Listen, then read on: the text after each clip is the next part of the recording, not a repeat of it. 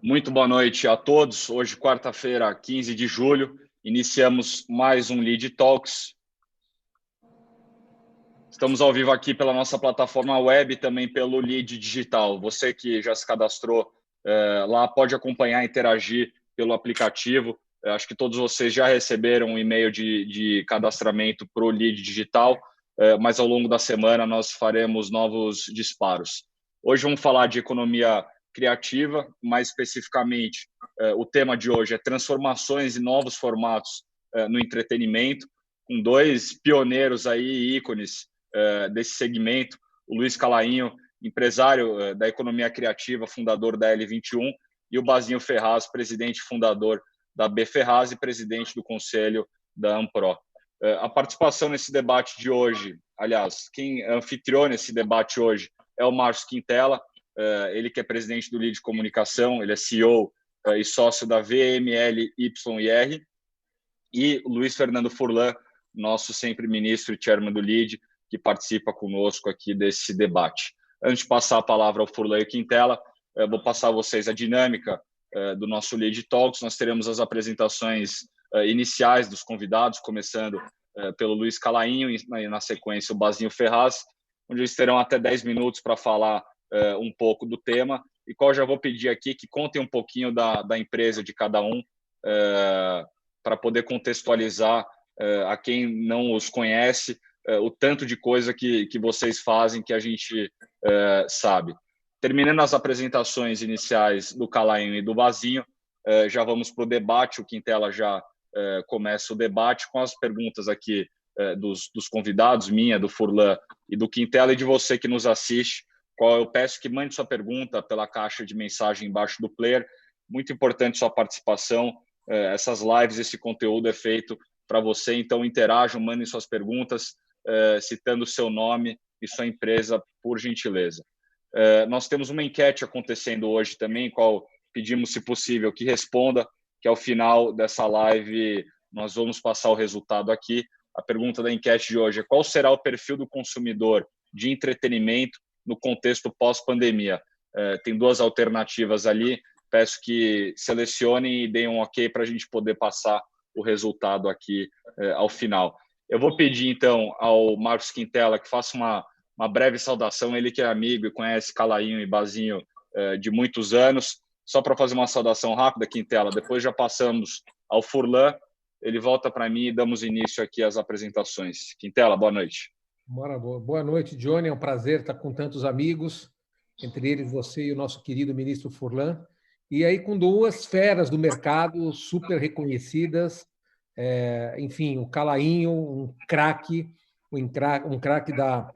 da indústria fonográfica, né, do AIR, do artístico e repertório, a vida toda, do marketing, de todo esse movimento que a gente viveu nos anos 90, nos anos 2000. Então, um executivo super bem estruturado, super ligado nos números, no P&L das operações, e é um cara nato, porque a veia do cara só tem música, só tem arte, só tem sensibilidade. Então, é um prazer muito grande estar com o Calainho, porque tem o business, tem sempre o lado do negócio voltado, da performance, da rentabilidade, de buscar números, de crescer a empresa, mas antes de tudo isso vem a qualidade que ele representa, né? Tudo que ele faz, teatro, musical, enfim, todos os eventos que ele se envolve e são eventos inovadores, sempre tem muita qualidade que é exigida por ele, sendo o head da operação. O Basinho é uma lenda no mercado, a nossa lenda viva. Eu falo, aprendam com o Basinho antes que ele decida ir embora, porque o Basinho é o cara famosérrimo no Brasil inteiro e também com as suas operações em outros lugares, agora no México, em outros lugares, que é o Basinho. Ele construiu a sua reputação na qualidade de entrega. Assim, todo mundo que compra alguma coisa do Basinho, ele sempre entrega no mínimo o dobro. Então, fica fácil contratar o cara, porque ele entra com orçamento justo e você contrata uma das empresas dele que eu conheço bem, a B Ferraz, e ele sempre tem um over-delivery que é absolutamente encantador, que já faz parte do DNA das empresas que ele toma conta, e ele tem aí o pós-venda, né? É um dos únicos caras desse mercado que eu conheço que ele consegue fazer o pós-venda na entrega da venda. porque ele entrega tanto, é tão over-delivery que a pessoa fala, não é possível, eu estou fazendo um job com esse cara, olha o que o cara está me entregando, isso aqui estava prometido? Estava, olha o que ele entregou. Então, ele sempre entregou muito. Então, as contas que ele tem, os clientes que ele tem, são sempre muito agradecidos e super envaidecidos, porque ele sempre entrega além do orçamento. É uma mágica dele, é uma maneira dele trabalhar, a excelência, a qualidade e esse over-delivery e tal. Então, temos dois craques do mesmo planeta, mas de continentes diferentes, né? O Basinho e o Calainho hoje vai uma noite, pena que são só 60 minutos, mas a gente tem muito que aprender e muito que ouvir. Antes de passar para o Furlan, só dando um toque direto no Basinho e no Calainho, que nós do LEAD, onde eu já estou já faz bastante tempo, não só como associado do LEAD, mas agora no boarding ao lado do Furlan, da Célia e do Johnny também, a gente tem uma maneira de operar que é sempre trazer as nossas conversas de uma maneira muito real. Então, a gente vê algumas lives por aí que um é mais otimista, outro é mais pessimista, outro é mais ilusão. Aqui no LEAD a gente dá a real, né? Então, assim, quando eu falo real mas as pessoas no mundo do entretenimento, depois a gente vai vir com as perguntas, elas estão comprando, estão marcando os eventos, estão cumprindo a questão da distância social, dos policies que as prefeituras, que os estados, que o governo federal exige, porque o que a gente está sentindo aí, e a gente quer saber disso de vocês, é que tanto para um lado como no outro, tem muita previsão, tem muito forecast, mas realmente o evento acaba não acontecendo. O evento que eu digo, aqueles nossos antigos que a gente já vendeu, aqueles que a gente precisa entregar. As questões do drive-in, as questões de novos formatos, isso a gente entende e está vendo o que está acontecendo. Mas e aquela história, né? Quer dizer, tem muita coisa para a gente contar e eu gostaria muito que a gente se esforçasse mais do que otimismo ou mais do que ser um pouco, às vezes, até pessimista. Não, é só o ano que vem, esse ano já foi, não sei o quê. Assim, a gente vê real para todo o Brasil e até fora do Brasil, que tem o lead global e internacional, o que realmente a gente vai poder esperar a real. Quer dizer, o patrocinador vai vingar o patrocínio, vamos vender o ingresso, não vamos vender, o artista virá, quer dizer, os convidados virão. Então, eu gostaria de ter um choque de realidade hoje, de Basinho e de Calainho, porque isso é o lead, isso é a verdade que a gente precisa ter, porque o lead também, entre o seu core business, além de relacionamento, tem uma gama de eventos que a gente também acaba trabalhando e buscando patrocinadores, buscando parcerias, e a gente está num momento muito difícil de não ter uma previsão, pelo menos a curto prazo, a curto médio prazo. Então, vai ser um prazer muito grande. O nosso craque Furlan está por aí também para fazer as perguntas e fazer as considerações iniciais, como o nosso chairman do LEAD, e o Johnny com essa beleza incansável, que é uma coisa que eu não consigo... Cada vez que olho para ele, está cada vez mais bonito. Ele vai conduzir isso de uma maneira magistral também. Boa noite a todos. Obrigado, Quintela. Furlan. Bom, boa noite a todos. Sabe que eu escutei a primeira vez a palavra economia criativa do meu amigo Gilberto Gil. Fomos colegas durante vários anos de Brasília, né? E eu nunca tinha pensado nisso, né? Como economia criativa. E ele, um entusiasta, logo me convenceu e fizemos uma série de iniciativas juntos, porque, no final das contas, olhando do viés Brasil, nós estamos projetando uma imagem através de pessoas, através de eventos, e tivemos algumas situações memoráveis, como foi o show do 14 de julho, no ano Brasil na França, em 2004, né, que terminou com o hino nacional brasileiro e depois com a Marseillaise cantada por dezenas de milhares de pessoas que estavam ali no Zanvali. Eu sou um aprendiz do assunto, portanto, hoje eu vou ficar bem comportado aqui. Agora, de tudo que vocês falaram até agora, eu estou entendendo que qualquer time gostaria de ter um trio atacante Basinho, Quintela e Calainho. Eu até fiquei estudando qual seria a ordem melhor. e coloquei o Quintela no meio para distribuir o jogo, porque, afinal, é a tarefa dele hoje. Então, 3 craques que vão falar sobre o tema, e eu aqui vou, como sempre, ser um aprendiz muito dedicado e parabenizando a equipe do LEAD por ter convidado e organizado essa live de hoje. Sejam bem-vindos e passo a bola. O Quintela, vocês viram que ele está desfilando o guarda-roupa dele novo, o new look e o guarda-roupa novo. Ele está sempre com a camisa, ele fala do bonitão da tela, mas ele que está o bonitão da tela. Vocês viram que ele... Olha, ele está até passando a mão aí para tirar um pouco do excesso de maquiagem. É para disfarçar, ministro, é para disfarçar. Ficou vermelho nessa, hein? Começou. Forlan, obrigado. Sem mais delongas aqui, para a gente já ir para essa conversa, vou passar para você, Calainho, que eu agradeço de novo a participação aqui e pedir que você conte um pouco para a gente qual o seu background, o que você tem feito esses últimos 10, 20 anos, que eu sei que você fez já coisas icônicas, onde você trabalha com a L21 e o que você tem visto também em tendências, em mudanças, não só aqui no nosso mercado interno, mas o mercado internacional também. Eu tenho certeza que você está bem antenado nisso. Então, obrigado, Calainho. Eu já passo a palavra a você. Maravilha, Johnny. Bom, super prazer estar aqui junto com esses craques, todos craques, nessa live.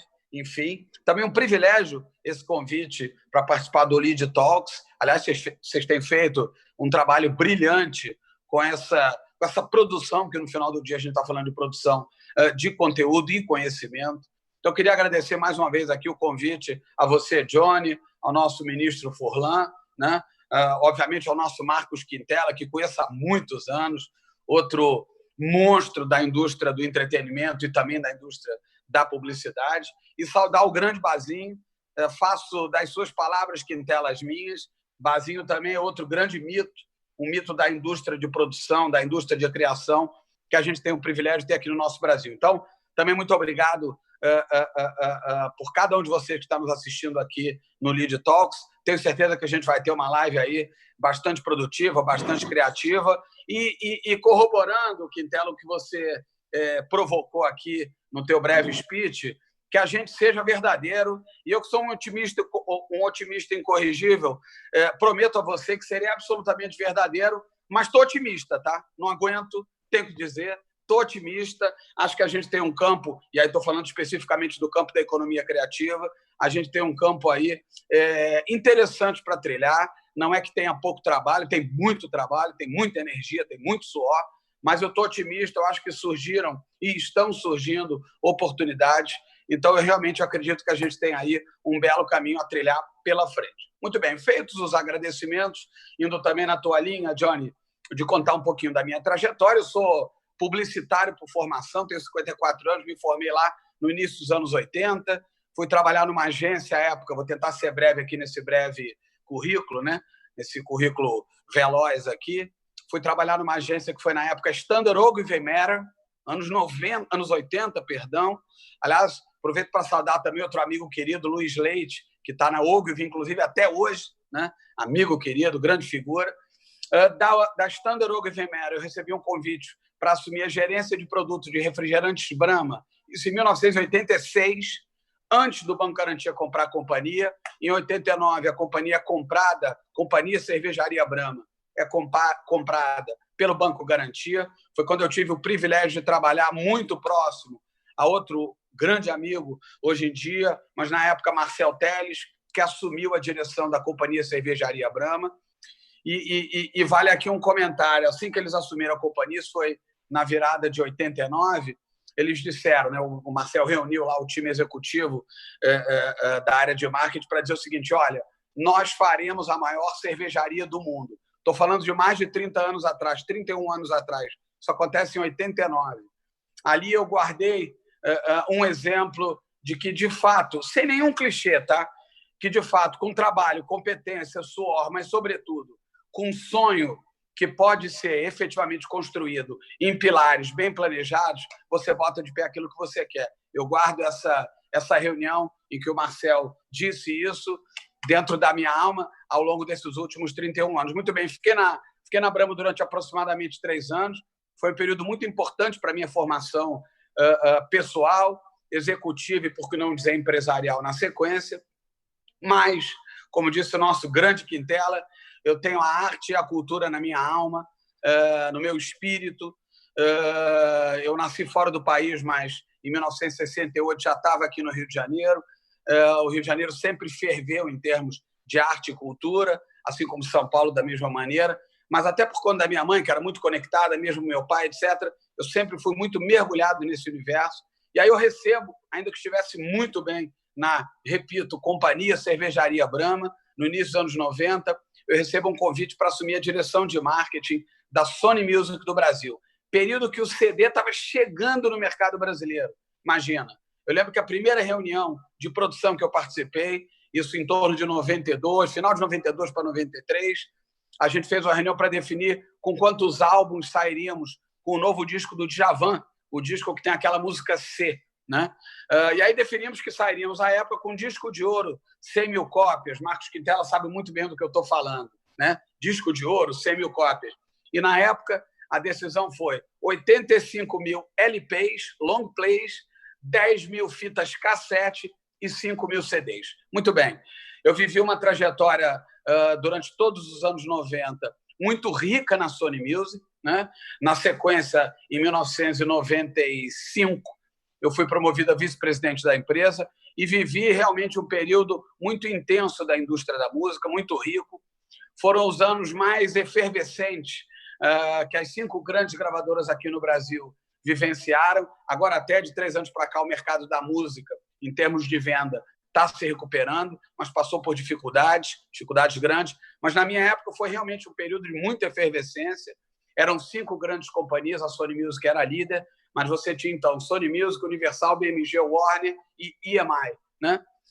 Acontece que, no final dos anos 90, a indústria já começando a sentir o baque dos ambientes digitais, daquilo que estava surgindo, a indústria começa a sofrer, e eu, irrequieto que sou, já com uma determinada bagagem acumulada dos meus tempos de agência, né, anos 80, depois tudo aquilo que eu aprendi trabalhando muito próximo do Marcel Teles e Magin Rodrigues, inclusive na época era o diretor de marketing da Brahma. E na sequência, durante os anos de Sony Music, Brasil e mundo, né, porque era uma multinacional, tive chance de viajar para muitos países e viver de uma maneira muito intensa o campo da arte, o campo da cultura, até porque música está em tudo, né? Inclusive na propaganda, inclusive nos eventos brilhantes que o Basinho produz.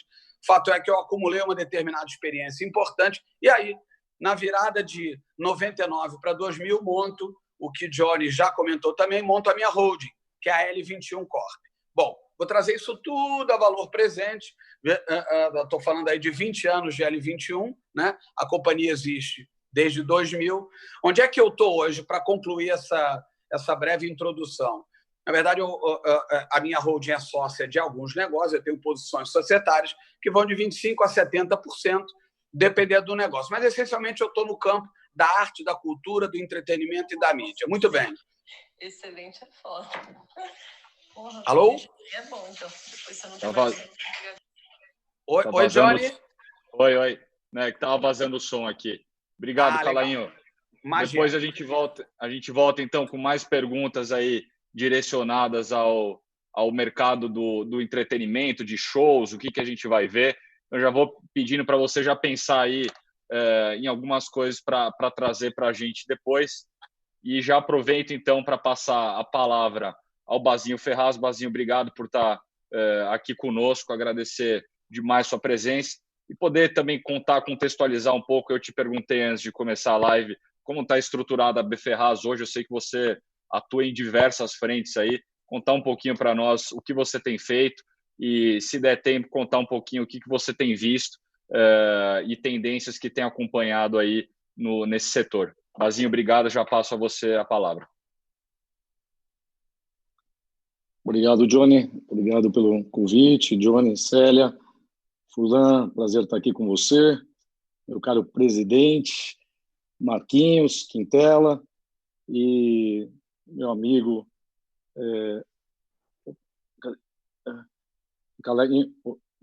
Calainho, o ícone, né, da indústria fonográfica, amigo, parceiro aí de projetos. Prazer estar aqui com vocês, todos do LEAD. Falar aqui rapidamente, né, o Calainho aí tem uma longa história, eu vou falar rapidamente aqui da minha. Eu comecei fazendo promoção de, muitos vão lembrar, uma boate chamada Up and Down. Comecei fazendo promoção de domingueira da Up and Down. Na verdade, minha família sempre foi de fazenda, fiz veterinária e me encantei por festas, depois por entretenimento. Aos 18 anos já tinha, alguns vão lembrar também, do Habeas Corpus, depois criei a Fênix. Aos 20 anos, a primeira agência. Aos 27 anos, 20 anos atrás, eu montei a B Ferraz. A B Ferraz, até um pouquinho pelo meu histórico de festas e tudo, ela se tornou uma agência muito conhecida um pouquinho pelos projetos de eventos proprietários. Todos também vão lembrar um pouquinho o famoso Skol Beats, dos ícones de eventos proprietários reconhecidos no país, e aí passar por vários, né, Planeta Terra, as badaladas festas que a gente fazia da Audi, Gas Festival. Eu acabei me juntando com o Nizam e com o Guga. A gente construiu o grupo ABC. A gente se juntou em 2006, ficamos juntos até 2015, que no momento da venda para o Minicom, eu não quis ficar no earnout e acabei vendendo minha participação do ABC e recomprei a B Ferraz. Comprei a B Ferraz com o objetivo do que já estava acontecendo um pouquinho na época, do mundo da comunicação deixar de ser um mundo generalista para ir para o especialista.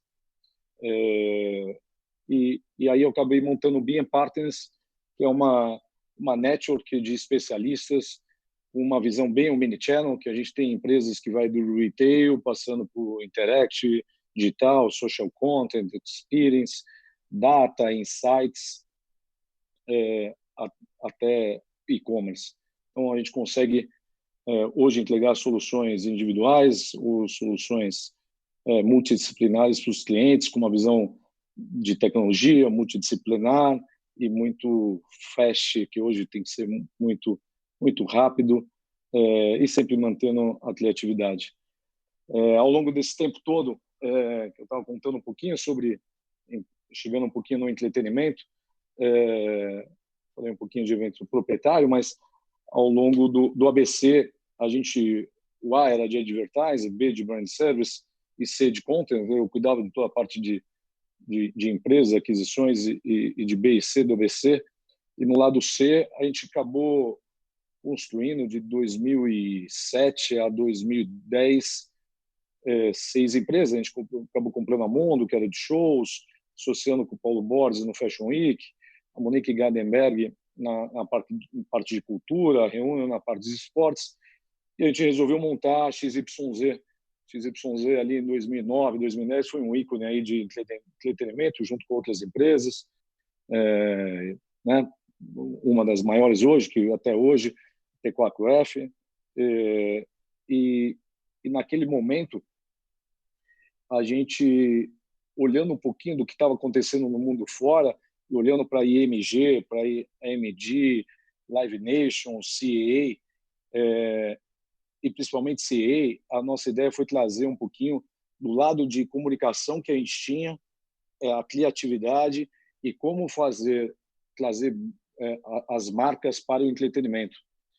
E aí montamos vários projetos, né, ao invés de fazer shows pontuais, que algumas empresas faziam, que era uma visão de produção, a gente tinha uma visão de criar um calendário e as empresas poderem comprar grades, né, de conteúdo, igual comprar grade de futebol, comprar grade de shows para jovens, né, lá de shows sentados, né, shows que fizemos aí, né, sentados no Elton John no Jockey. Bom, eram shows mais de rock. Então a gente conseguiu ali durante 4 anos,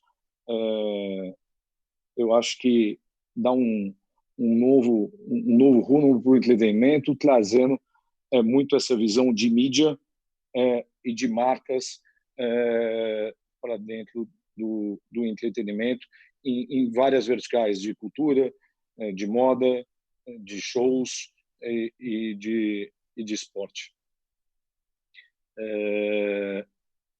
Hoje a gente não produz mais a parte de shows, né? No BM Partners a gente acaba só fazendo a parte mesmo de marcas e participando de projetos que hoje, nesse mundo nem pós, né? Pós e atual Covid, a gente tem um prazer de estar junto com o Tomorrowland pela 3ª vez e junto com a Ambev. E aí é um exemplo de inovação, um exemplo de como a gente tem todos os setores de banco, de aplicativos, eu acho que até e hoje do entretenimento, eu acho que o Tomorrowland está sendo um grande exemplo, vai ser agora 25 e 26, que você vai ter um festival que você consegue entrar em todos os palcos, você consegue interagir, você consegue comprar, você consegue mandar produto na sua casa.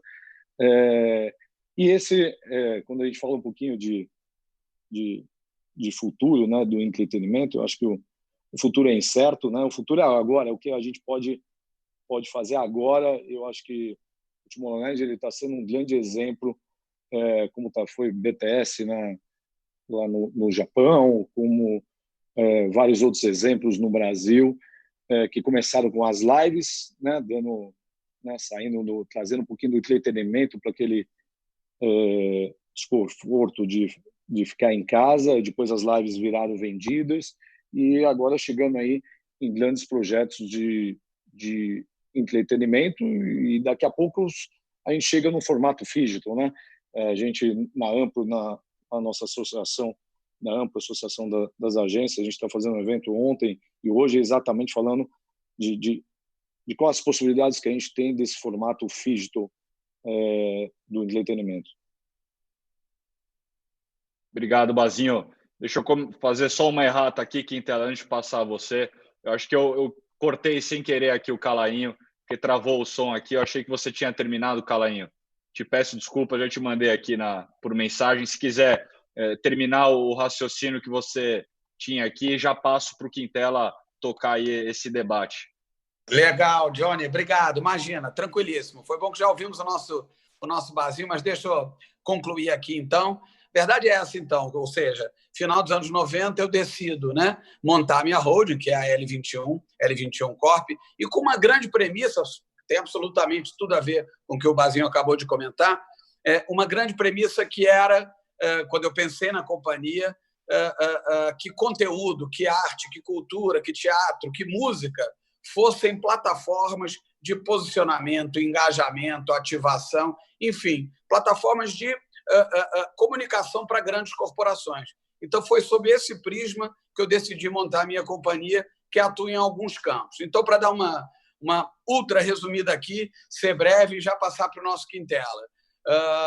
Por exemplo, eu tenho as operações, para citar aqui, então, o campo dos negócios, enfim, o corpo dos negócios. As operações do Jazz Club de Nova York, Blue Note, aqui no Brasil. Então, a gente está lá na Avenida... Aí, é verdade, né? Estão todos vocês aí em São Paulo, quem está nos vendo em São Paulo, claro, nos assistindo. Nós temos a operação do Blue Note, que fica ali no Conjunto Nacional. Não sei quem já teve a chance de ir, particularmente eu sou um apaixonado, mas o Blue Note, mais do que uma casa de jazz para 350 lugares, é uma grande plataforma de comunicação para marcas, produtos e serviços.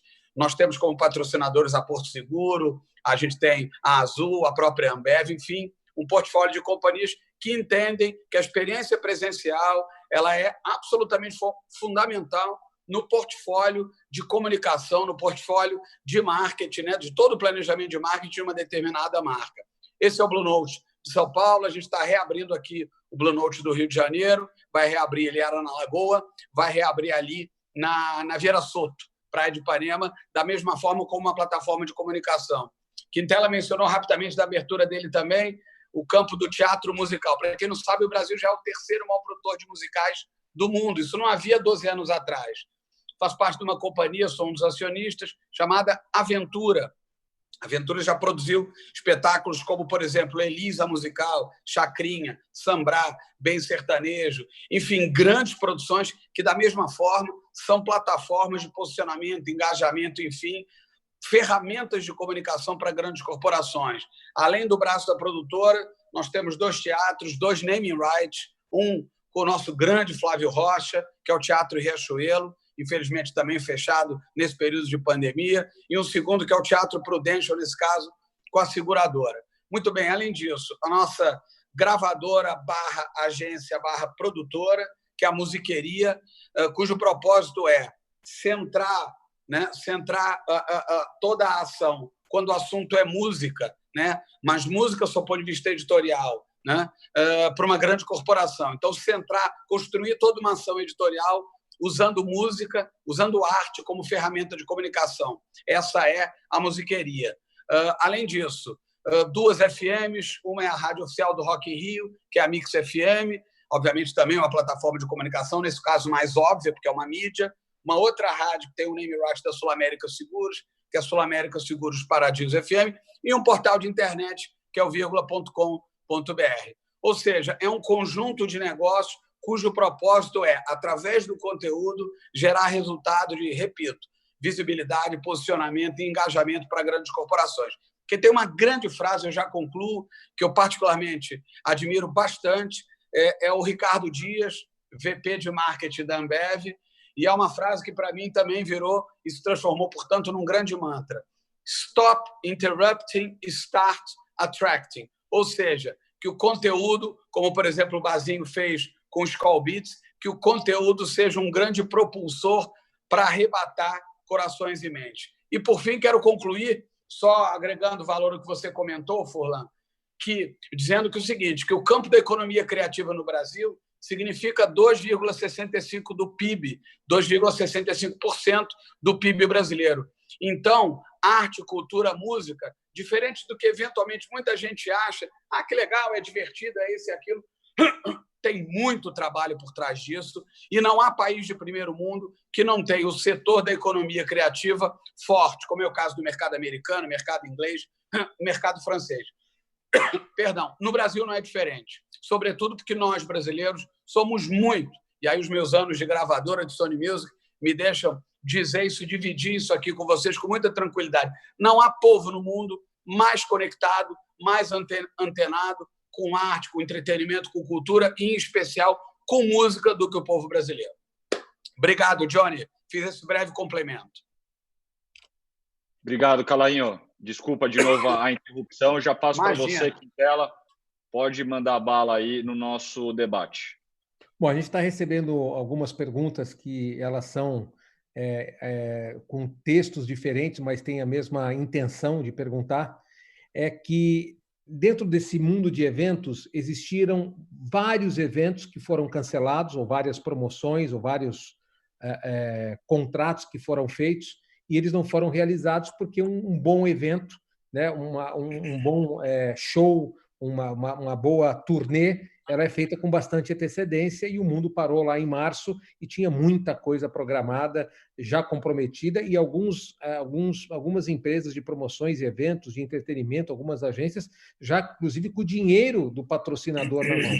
E agora, com essa história de a gente estar começando a voltar, existe uma dúvida muito grande de como conversar com o cliente, seja uma multinacional ou seja uma empresa regional, de que o que ele comprou, o que ele pagou, vai ter uma nova entrega.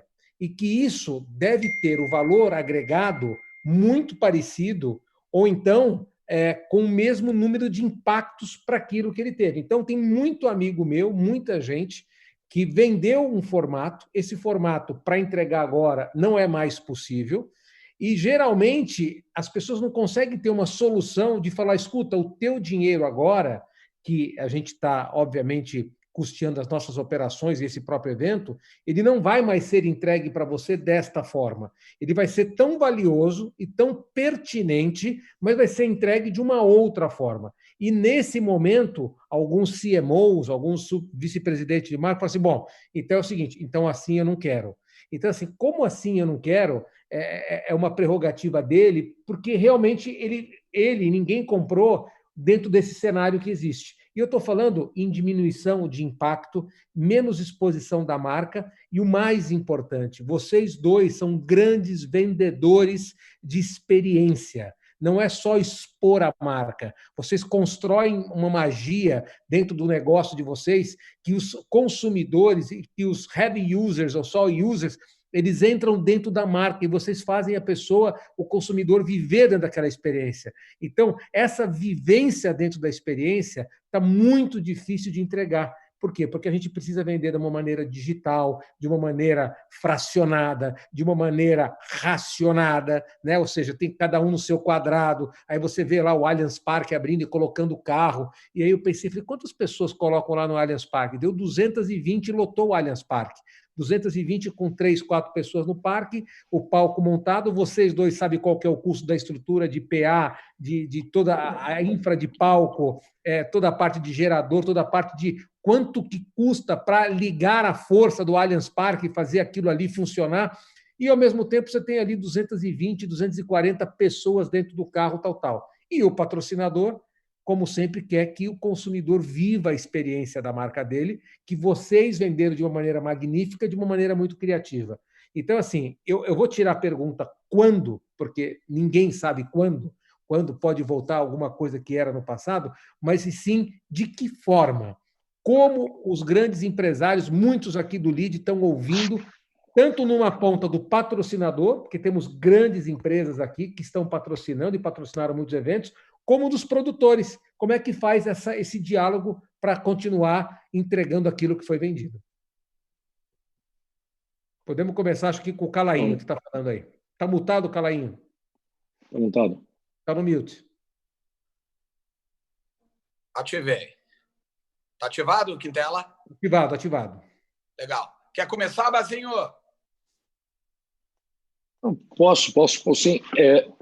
Eu acho que eu sou presidente do conselho da Amplo e a gente fez um grande movimento no início para que as empresas todas, produtoras de eventos, né, os profissionais, porque assim, a gente fica pensando nas empresas, você imagina os profissionais, as famílias dos profissionais que estão por trás disso.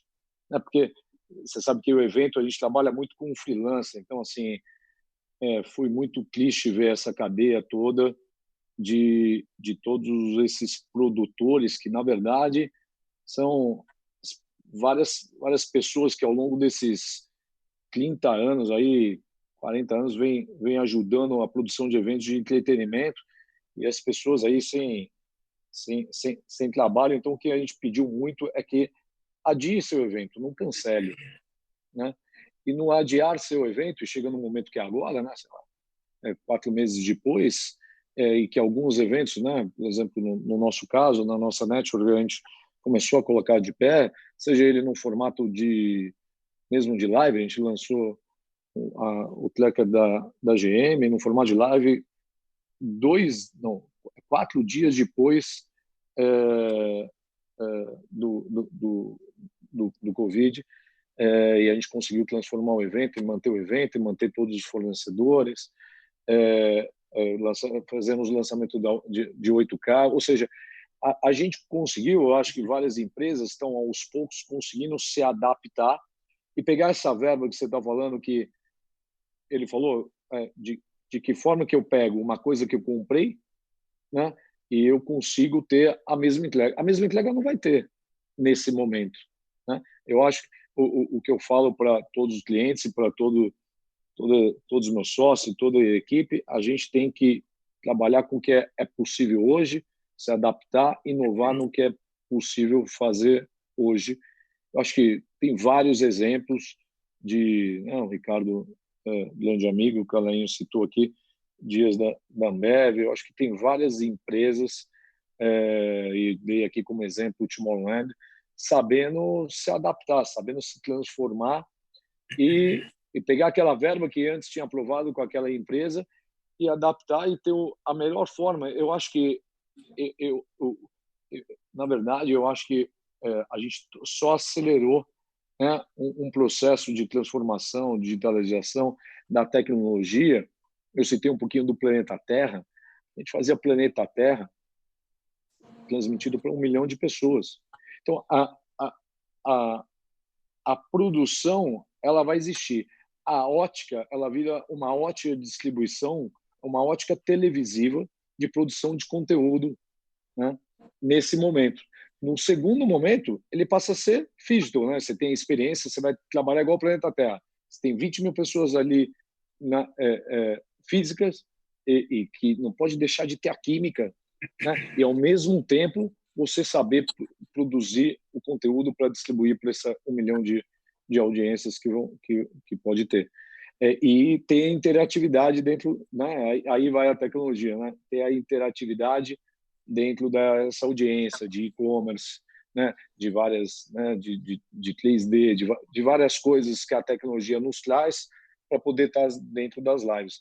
Então, eu acho que esse é um momento duro que todos estão passando, mas para o entretenimento, ele só vai gerar novas receitas. Só vai gerar novas receitas. Deixa eu, então posso dar uma emendada aqui, Johnny? Vai lá. Legal.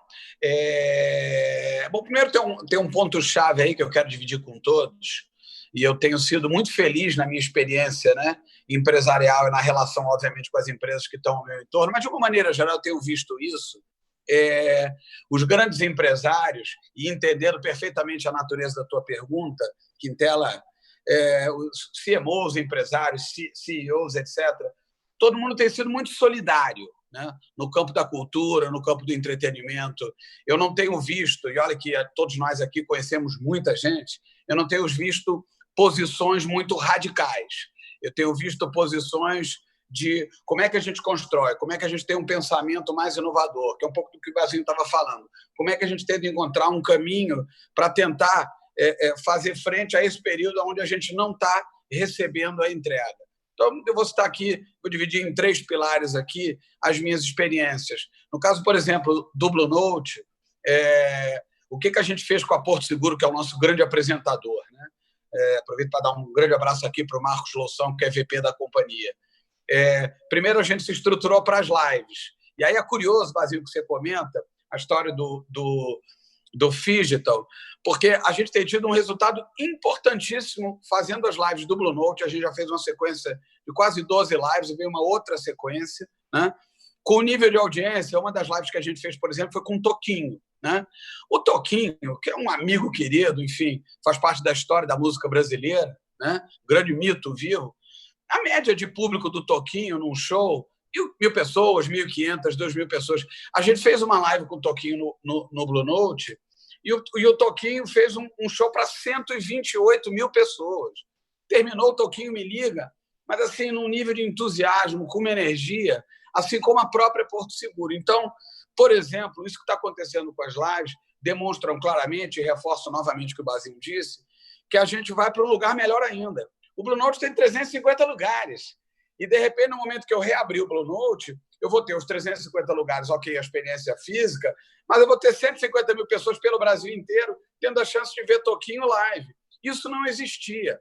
Isso jamais se pensou como algo que pudesse ter peso. Mas agora, com o hábito formado, passou a ter. Então, por exemplo, a Porto Seguro, dentro dessa estrutura que a gente construiu, está muito feliz. Para efeito de contratos, Quintela, para responder exatamente a tua pergunta, o que a gente fez? A gente construiu uma conta, e no caso do Blue Note, que é o contrato longo, mas de um espaço físico, não é um evento, a gente alugou num lugar ali intermediário de tempo, mas a gente alongou o nosso contrato.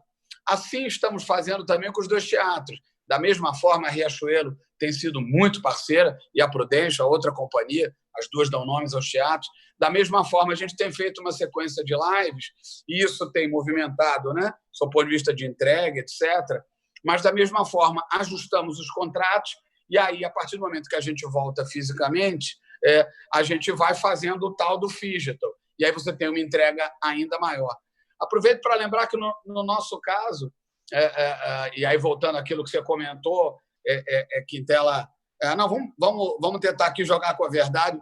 O Blue Note está previsto para reabrir lá para outubro e os teatros da mesma maneira aqui no Rio. Então, é verdade, é um momento de extrema dificuldade.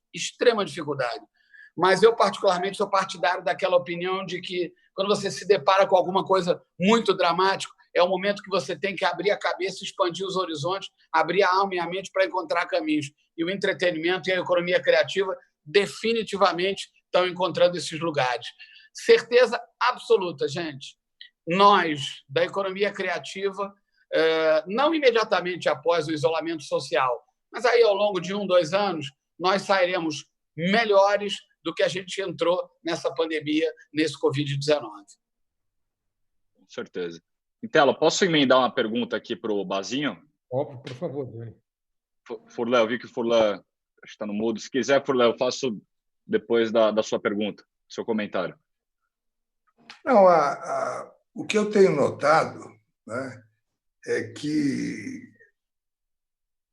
cresceu muito nessa pandemia o streaming, né? Netflix e outras coisas. Eu vejo minha mulher, eu até aprendo outros idiomas. Ela estava vendo uma série em turco, né? E eu fico só ouvindo. O mistério da cela 7.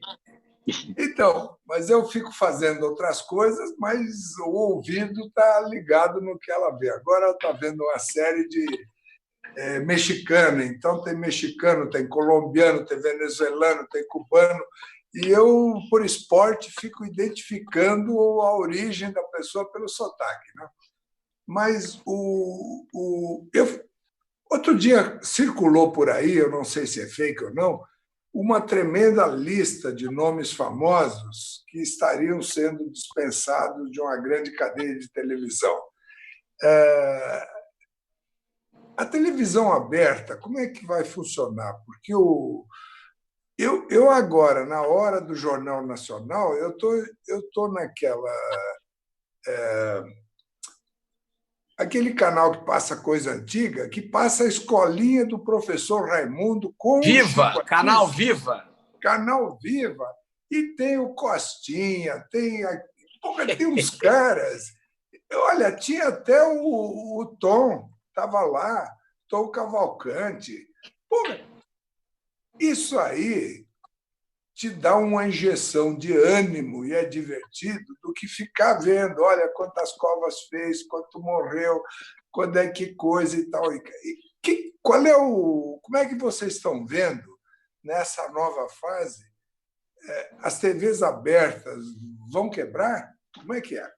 Deixa eu queria agregar uma coisa que tem a ver com o início da tua intervenção, ótima intervenção, Furlan, que é o seguinte: esse fenômeno também da pandemia aprofundou, eu comentei isso no meu speech inicial, mas enfim, e é o que você comentava sobre a tua esposa, se eu não me engano, aprofundou o interesse por arte e por cultura. Aí estou puxando um pouquinho a brasa para a nossa sardinha, Bazinho, e por entretenimento, porque as pessoas descobriram que não dá para viver sem isso, de uma maneira dramática, é verdade, mas de uma maneira muito intensa. Ou seja, talvez pessoas que não tivessem tanta conexão com esse ambiente, né, do teatro, da música, enfim, da economia criativa como um todo, essas pessoas hoje estão muito mais conectadas e muito mais próximas. Então, esse também é ruim usar essa palavra, porque essa pandemia ela é trágica sob todos os aspectos, mas pelo menos que seja algum benefício, né, para o campo da arte, para o campo da cultura, etc., dos artistas, que a pandemia deixa. Eu vou fazer um breve comentário sobre o que você falou, Furlan. Eu não tenho grandes visões de futuro sobre as TVs lineares abertas, não. Eu acho que vai haver uma grande transformação aí. O conteúdo definido, o streaming onde você quer. Eu tenho bastante preocupação com relação às TVs abertas lineares. Muito bom. Johnny quer fazer... Acho que... Eu tenho mais uma depois do Johnny. O Bazinho responde... eu ia passar para o Bazinho também. Tá? Quer perguntar, Johnny? Não, só depois, se você puder responder a pergunta do Sim. Furlan, depois eu te perguntar do Tomorrowland, que é um evento gigantesco lá fora, perguntar como que eles se adaptaram aí, sendo que é um evento de proporções gigantes lá fora, o que eles fizeram para se adaptar a esse momento? Sim. Respondendo um pouquinho do Furlan sobre as TVs, eu acho que tão longe de ser um fim, né, de TVs. As TVs, elas têm que entender que elas são... Entender não, elas sabem disso. Elas são grandes produtoras de conteúdo, né? Então, a tela, né, e algumas delas já foram criando seus próprios aplicativos. A forma de você... O exemplo que você deu, você está assistindo o canal Viva, que está ali, que está sendo passado, porque hoje não está conseguindo ser gravado nada. Mas você vai conseguir ficar assistindo uma TV digital, num aplicativo. Então, assim, a produção de conteúdo, ela não vai morrer. As formas, o jeito de fazer, elas mudam. E a forma das marcas interagirem com isso, né, em várias TVs, aí tiveram vários streamings acontecendo, além de YouTube, né? Então, mudam os formatos e as pessoas vão escolhendo onde elas vão assistindo, né? E aí tem que ser... Mas Bazinho, você não acha que isso impacta? Porque aí tem um lado comercial da emissora, né? Porque na hora que você começa a diluir... Aí que eu ia esse é o chegar. X. Esse é o X, né? Você não vai conseguir mais... Aquela supremacia TV Globo é difícil. Você não vai conseguir mais fazer aquelas grandes vendas, né? Mas eu acho que todos já sabem disso, de pacotes de futebol, etc., que vão morrer. Mas outros vão surgir, né? E já estão criando essas outras grades de conteúdo, né? Que são as novas formas de audiência, com os novos formatos. Então, eu acho que eu acredito muito, né? Uma das empresas que a gente comprou aí é a Snack, que é uma maior empresa de social content aí da América Latina. O crescimento dela depois do Covid é impressionante, porque as empresas precisam saber trabalhar, serem, né, brand contents, né, fazer seus próprios canais, serem multiplataforma, não é? Porque quando todo mundo fala de canal, pensa só em YouTube. Não, você tem várias plataformas e outras vão surgindo, né? Várias empresas lá fora já especializadas em produção de TikTok. A gente está lançando dentro da Snack um braço só de especialização em TikTok. Então, e outros vão surgir, outros TikToks vão surgir, né? Mas para efeito de comparação, só que a gente está falando de TV aberta, você citou a Rede Snack, agora é parte do grupo. Se puder dar um número aí de algum canal, alguma pessoa do que produz conteúdo na Rede Snack, o tamanho, a dimensão de um produtor de conteúdo desse, só para efeito de comparação, porque eu sei que é milhões, centenas de milhões, né? Eu vou dar um exemplo aqui que a gente tem quando pensa em marcas, né? Eu acho que tem grande audiência aí de líderes de empresa, de marca. A gente tem, dentro dos 20 maiores brand channels do país, 6 são nossos. O maior deles é Guaraná. Guaraná tem 0 investimento de mídia, é a maior audiência hoje de brand channel nacional. Não vou saber aqui de cabeça a audiência dele, mas é assim, acima de Apple, acima de a maior audiência nacional. E sabe que ele fala de marca? Ele não fala de Guaraná. Ele fala coisa nossa, né? Ele fala das coisas originais do Brasil. E eu acho que é isso que as marcas têm que saber trabalhar quando elas entram dentro da novela, ou elas entram dentro de um show de um artista, ou elas fazem seu próprio canal. Pararem de falar coisas das marcas e falarem coisas people-centric, né? Que as pessoas querem. Esse é o grande segredo do conteúdo. Coisas que as pessoas querem escutar.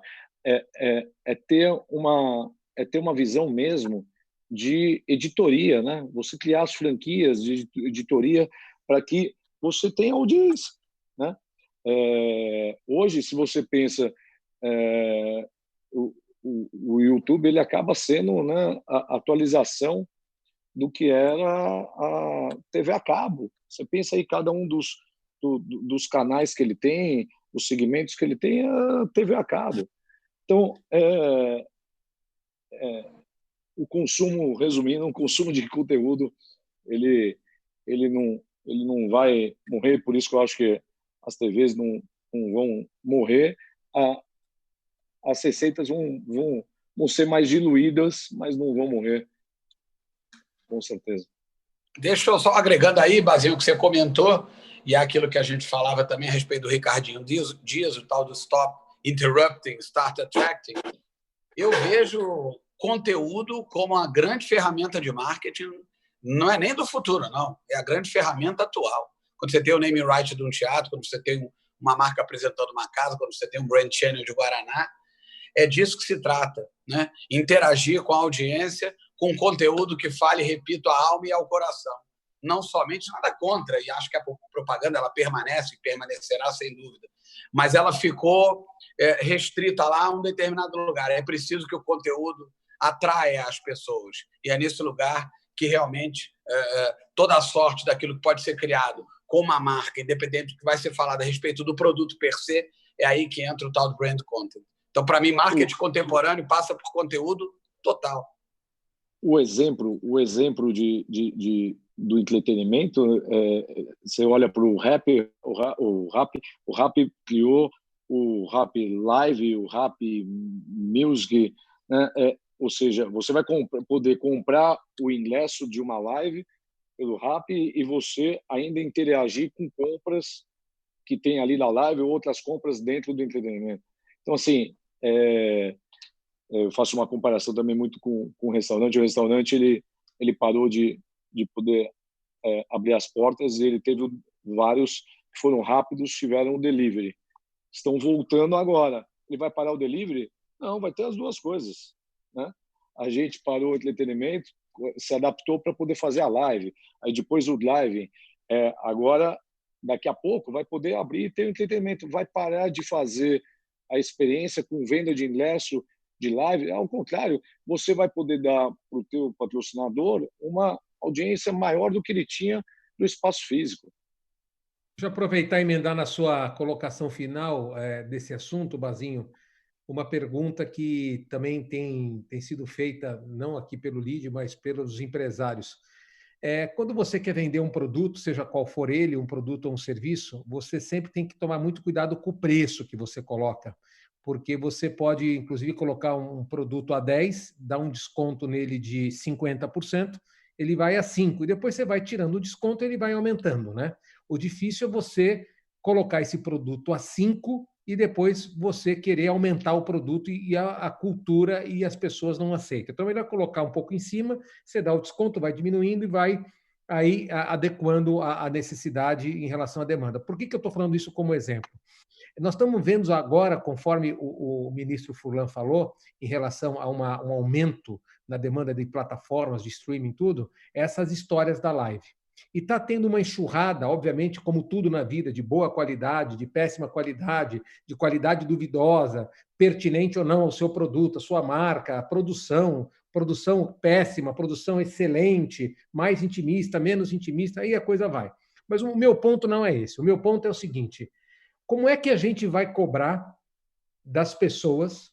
Como é que a gente vai cobrar os congressos, os fóruns, os grandes palestrantes, se a gente hoje está tendo uma enxurrada diária, não é nem semanal, de pessoas extraordinárias, fora do país, inclusive, ou para plataformas de banco, ou para plataformas de varejo, ou para plataformas de entretenimento, e é tudo de graça. E é tudo de graça e, na maior parte, aberta. E aí a gente se depõe e começa a pensar, porque, assim, mesmo que seja aberta, existe um custo nessa operação. um custo de preparação, um custo de produção. E muitas dessas lives agora estão usando casas de espetáculos, músicos, os sertanejos. Eles estavam fazendo uma coisa intimista no quarto, na sala, pegava 2 iPhones, não sei o que e tal, mas aí a coisa começou a crescer, começou a virar, não sei o que e tal, e eu penso que o patrocínio ele não consegue ser suficiente para breakivar uma história dessa. E aí o que eu estou percebendo? A gente tem uma análise da concorrência que a gente faz na propaganda, nas agências. A gente percebe que o nível do patrocínio começa a diminuir. O tamanho das empresas e o tamanho da grana, de tão pulverizado, de tanta oferta no mercado. Então, hoje você não sabe se você vai assistir no Dia dos Namorados, se você vai assistir a Ivete Sangalo, Roberto Carlos, Fábio Júnior, Latino ou Zeca Pagodinho. Porque era assim, no intervalo de meia hora, tudo começava. Independente da plataforma, um estava na TV aberta, outro estava na TV fechada, outro estava no YouTube, outro estava na plataforma dele. Então, assim, como é que a gente vai fazer essa história rentável, ou mais do que rentável, cobrar dessas pessoas, e eu estou falando de todas, do patrocínio, do consumidor, do ingresso, do ticket, sendo que agora, nesse momento, a maioria das experiências virtuais, né, as digitais, estão sendo oferecidas com muita qualidade, com muito nome, com muito renome e absolutamente de graça. Quintela, quer falar, Bazinho? Rapidinho aqui, eu respondo isso, sabe? Tenho respondido, sabe como, Quintela? Você lembra que a internet era grátis? Ela foi se adaptando. As lives, elas começaram grátis e as lives já estão sendo pagas. Ninguém consegue sustentar, porque ela acaba essa quantidade de lives, seja ela de plataformas, de bancos, de shows, de tudo que está tendo, elas precisam ser reinventadas. Então, quando ela vai se reinventando, ela vai tendo que ter um melhor conteúdo, ela não fica de pé dela ser aberta. Aquela fase dela poder ser aberta, ela foi uma fase de você sair um pouquinho daquele, né, aquele todo mundo preso em casa, querendo ter um pouquinho do entretenimento. No final, o que o Calainho falou, o entretenimento acabou unindo todo mundo na pandemia. Mas agora tem a adaptação. Não vai ficar de pé lives que não sejam pagas. Não vai ficar de pé. Seja ela de todas, né? Lives, seja ela de conteúdo de palestrantes, de shows, eu acho que de qualquer tipo de conteúdo, ela sozinha, né, só ser um trabalho grande de marca mesmo, né, e trabalho de marca vai ter um belo conteúdo, né?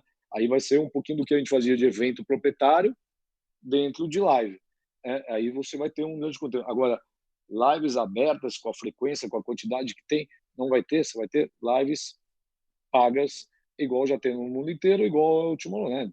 Tomorrowland vai ter mais de 5 milhões de pessoas de audiência e numa experiência completamente inovadora. Você vai conseguir entrar, escolher o palco que você quer, os artistas todos, assim, uma mobilização de todos os artistas para poder fazer um evento desse jeito. E aí todos vão se adaptar, né? Todos que foram cancelados, Lollapalooza, South by Southwest, bom, todos os eventos e festivais vão se adaptando e vão surgir novas formas. Igual surgiu a nova forma que o Tomorrowland deu, igual surgiu o Live, vão surgir outras. Não, eu queria só agregar um ponto. Eu entendo que esse período, que foi um período muito louco das lives de graça, né, muito acelerado, muito intenso, né, muito bem colocado por você, Quintela, ele quase que foi um período meio que construção de hábito, meio amostra grátis, maravilha. A saída dele se fez um hábito, se entendeu que é possível ter uma boa experiência, que é uma experiência diferente, sem dúvida, mas uma boa experiência de assistir a um show de um artista através de uma live dele, através de seja o teu telefone celular, a tua televisão, não importa. Mas a partir do momento que a gente passa a ter o espaço físico, eu vou citar o exemplo agora aqui de um dos nossos teatros, que é o Riachuelo, o que vai acontecer, né? Na verdade, a gente vai, a partir do final desse ano, voltar a exibir os nossos espetáculos musicais. O primeiro deles vai ser, inclusive, um espetáculo que é belíssimo, o Neila Torraca, isso no final do ano, onde o Ney chama Seu Neila, onde ele conta a trajetória da carreira dele ele, o próprio Ney, mas, ao mesmo tempo, ele interpreta os personagens que foram muito importantes nessa trajetória de 55 anos, como o Barbosa, enfim, o personagem de Vamp, que foi o Vlad, e por aí vai. Um espetáculo lindo, musical. Fantástico. Vai ser fantástico, Quintela. Muito bem. Esse espetáculo ele já está subsidiado, ele já está bancado e ele vai ao ar no Teatro Riachuelo. Maravilha. E já está tudo pago. Né? No final do ano, a gente espera pelo menos metade da bilheteria já autorizada, talvez até um pouco mais. Maravilha. Aí o que vai acontecer? A gente vai transformar o primeiro espetáculo, o espetáculo do meio da temporada e o último, em 3 lives. Mas o produção já está tudo bancado. Só que eu vou entrar com as lives, e aí o que eu vou fazer? A gente vai, inclusive, ter um sistema de câmeras onde cada ator vai ter uma câmera nele. E aí o indivíduo, como o Basinho comentou do Tomorrowland, vai poder ver o espetáculo de casa com uma experiência completamente diferente, inclusive sob a ótica de um determinado personagem, se assim ele desejar. E, evidentemente, que o ticket dessa live, de um espetáculo que já está bancado e subsidiado no espaço físico do teatro, vai ser muito menor. A gente está imaginando alguma coisa em torno de R$20, com o benefício de que você paga R$20 e bota uma família de 5, 6 pessoas para assistir a Neila, seu Neilo musical, lá em Belém, lá em Manaus, em Rio Branco, em Porto Alegre, enfim, cidades que, pelo menos por hora, a gente não está com previsão de fazer turnê. Ou seja, Quintela, eu acho que se formou um hábito, esse hábito das coisas free, ele vai deixar de existir, porque o mercado vai se adaptando e essa coisa do isolamento vai deixar de existir, e com o hábito as pessoas vão entender que também tem uma forma de consumo via live, porém pagando. Então, eu acho que é só, falei aqui no início, eu acho que é só ganha-ganha, com perdão do clichê. Tem muito trabalho para chegar até lá? Bastante, mas eu vejo um futuro bastante promissor. Fantástico. Ministro, queria dizer alguma coisa, ministro? Não, a última parte do comentário, eu estava imaginando essa evolução da Fórmula 1, onde você tem a visão de cada piloto, não é? E, inclusive, nessa bobeira que deu na Ferrari no domingo passado, que um bateu no outro na primeira volta, imagina quanta xingação italiano teve naquele boxe. Os 2 carros caem fora na primeira volta por uma barbeiragem de um deles. Né? E aí passa aquilo várias vezes na visão de cada piloto para enxergar exatamente o que aconteceu. Eu não tinha me dado conta dessa possibilidade de você enxergar o show pela vista do artista. Né? É um negócio bem diferente, inclusive ele olhando as pessoas, os colegas. E é um negócio tão diferente, ministro, que pelo jeito que eles estão comentando, o Basinho e o Calainho, quando você tem a opção de cortar no seu computador câmera 1, câmera 2, é do Antônio Fagundes, é do Neila Torraca, você não consegue ter essa experiência nem se você tivesse ao vivo no teatro. Claro! Você ouve chapado. Isso é uma outra experiência que você só tem quando você estiver no computador. Isso aí. Eu tenho assistido muito concertos onde cada instrumento está num lugar. Vocês devem ter visto também. Eu gosto muito de música. E aí você vê cada instrumento num determinado lugar e quanta tecnologia tem atrás disso. E como é que é o papel do maestro nessa altura, porque ele precisa aparecer individualmente para cada um dos músicos, né? Para dar e aquilo são coisas que eram inimagináveis, né? Você ter um concerto de filarmônica e as pessoas, cada uma no lugar, e nem estão se vendo, e nem conseguem, às vezes, perceber qual é o resultado do som que está saindo. Né? Perfeito. É a gente entrando no mundo do game. Né? Imagine essa interação toda com as câmeras, e aí imagina isso com o VR. Né? O VR, eu falo que o VR veio antes um pouquinho do que a gente estava preparado para ele. Né? Porque são poucos, só no game mesmo você acaba usando, você não acaba usando na TV, mas com essa aceleração, com essa transformação toda que teve, imagine essas câmeras que o Calainho falou, você usando VR. Né? Então, você podendo ver... Você estará dentro do espetáculo. Você vai estar dentro do espetáculo. Acho que vale uma menção honrosa aqui ao esportes, aos games que o Bazinho está falando, que há 6, 7 anos já vem fazendo isso, coisa que outros esportes não fizeram tão bem quanto esse esportes, que é a transmissão para milhares e milhões de pessoas de forma democrática. Então, a pessoa assiste onde quiser, da onde quiser, enfim. É um outro setor muito curioso aí que só acho que aumentou com essa história da pandemia. E o 5G, hein? Que vai, com a velocidade que vai ter, com os recursos, cada um vai ser um produtor, cada pessoa pode produzir alguma coisa online, não é isso? Esses noticiários de coisa de trânsito e tanta informação, com a interação dos carros, a câmera de carro, tem tanta coisa aí para acontecer que vai ser viabilizada, né? Porque o Wi-Fi vai ser uma coisa meio carne de vaca, né? Quase uma obrigação do poder público e das empresas. Do mesmo jeito que a voz agora virou subproduto das empresas de telecomunicação, tem aí uma reinvenção também para acontecer. Total. Sem dúvida. É uma revolução ainda. Tem a segunda fase da revolução digital de comunicação. Aqui saiu o resultado da enquete que o Johnny se referiu no início da nossa live, não só para nós aqui que estamos participando, mas para toda a nossa audiência.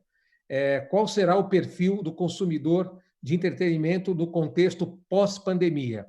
72% disse que ele voltará a sair de casa para ir aos shows, por exemplo, porque está ávido para ter seu normal de volta. Então, 72% dizendo isso. E 28% vai preferir acompanhar ações remotas, uma vez que a aceleração do entretenimento digital veio para ficar. Esse é o resultado da enquete. Temos aí, então, o famoso 70-30. O 70-30, 70% que as pessoas querem voltar, estão ávidas para continuar indo nos eventos do Bazinho e nos musicais do Calainho, e 30% já estão já se conscientizando e ficando meio cabreiro ainda, deixa essa fila andar, eu não vou ser o primeiro da fila, mas deixa esse povo ver como é que está funcionando para depois eu ir. E aí eu já ia pedir a gentileza, que o nosso horário já está terminando, para o Calainho primeiro comentar o resultado dessa pesquisa do 70-30, já deixar as suas despedidas, e logo após o Calainho, o querido Bazinho, depois o nosso ministro e o nosso príncipe de Trancoso, Johnny Doria, que vai ser sua despedida final. Maravilha, Quintela. Primeiro, esse resultado de 70-30, confesso a você que eu esperava alguma coisa em torno disso, se não 80-20. O brasileiro é muito ávido por contato, o brasileiro é muito ávido pelo olhar, por estar perto, né? É claro que ninguém vai sair por aí numa atitude incorreta, numa atitude leviana, mas que o brasileiro tem muito essa vontade, sem nenhuma dúvida, isso faz parte do nosso DNA. Eu comentava aqui sobre a paixão nossa por música, por arte, por cultura. Então, assim, eu vejo esse número como alguma coisa absolutamente natural, considerada a alma de nós brasileiros. E finalmente, quer dizer, sobre tudo isso que a gente está conversando, eu quero voltar a dizer que realmente sou um otimista no campo da arte, da cultura, da música, da economia criativa. Evidente que essa pandemia é algo que a gente jamais imaginaria que, enfim, nos atingiria, algo muito, muito duro, algo muito difícil. Aproveito aqui para, enfim, saudar cada uma das famílias que teve aí o seu ente, seja infectado, enfim, que tenha ido, que tenha falecido. Mandar aí um grande beijo, um grande abraço, uma saudação aí por esses mais de 70 mil brasileiros que já não estão mais conosco, enfim. Mas dizer também que a pandemia, né, ela, evidentemente, vai atingir determinados setores de formas diferentes, por óbvio, né? Meu pai era comandante de avião, né? Era piloto da Panair do Brasil, né? Quem é mais antigo? É isso aí. Meu pai, comandante Calainho, voava de Constellation para Paris, Furlan. Era Rio, Belém, Belém, Dakar, Dakar, Paris, um voo de 22 horas. Aviação romântica dos anos 50, anos 60. Então, eu sou um apaixonado Meu tio foi fundador da Transbrasil, que se chamava Sadia Transportes Aéreos. Sadia Transportes, eu sei disso. Então, muito bem. Então, eu sou um apaixonado pela aviação. Por que eu estou trazendo aqui meu saudoso pai e a aviação? Porque eu acho que, por exemplo, esse segmento vai sofrer muito, né? A aviação vai sofrer muito, não só no Brasil, como em todos os países, porque você não tem muitas saídas para esse negócio, né? Ali não tem jeito, é entrar num ambiente fechado, é viajar para um outro país.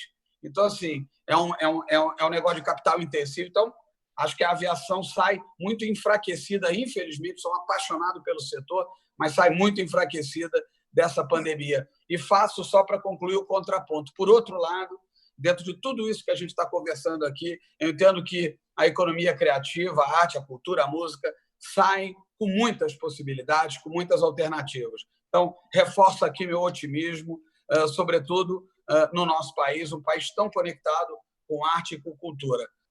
Renovo meus agradecimentos, portanto, a você, Johnny, pelo convite, ao nosso ministro Furlan, a você, Quintela, muito obrigado pelo convite, a todos que nos assistiram aqui, e a você, Bazinho, também um grande abraço. Que bom que você está nessa jornada junto conosco, porque todos nós, juntos, é que vamos virar esse jogo. Muito obrigado a todos. Obrigado, Calainho. Tamo junto. Eu também acho natural aí essa proporção, todo mundo querendo, né? Estar nos eventos, ver cultura. Mas eu acho que tem uma coisa que vai depender muito, né? Tem uma coisa que as pessoas votam hoje, e tem uma outra coisa que vai depender de como vai ser, né, a experiência, né? E como vai ser o conteúdo. Exemplo, né, da vontade de ir lá e ver um teatro como o Calainho falou. Desculpa, de não ir lá ver e sim assistir dessa forma diferente, aí você não vai. Então, o jeito que vai se fazer os conteúdos daqui para frente é que vão determinar se a pessoa vai estar lá ou se vai estar assistindo por streaming. Eu acho que juntos aí, Calainho e todas as empresas de produção, todas as empresas de entretenimento, várias empresas que sofreram, né, grandes realizadoras de feiras, de congressos, tiveram muitos prejuízos, e eu acho que os congressos, os eventos são grandes geradores de turismo no Brasil, e o turismo é que gera, né, também voos para a área de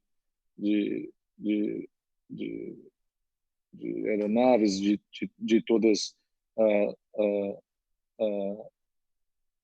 esse prejuízo, né, que eles estão tendo com esse Covid.